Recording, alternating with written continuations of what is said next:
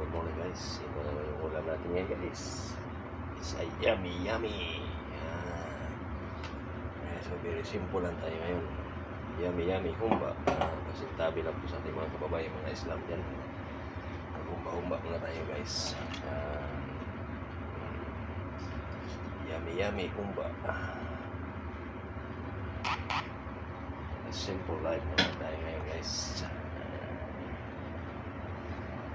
Simpleng buhay. Ito naman si Japan's life. Japan ko muna.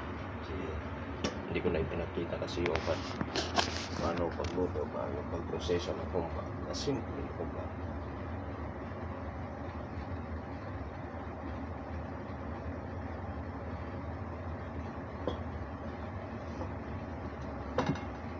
Busy sa kusina.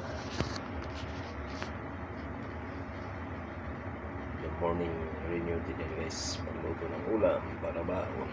Agahan. Tayo ko bang kumulo. Pagkulo niya.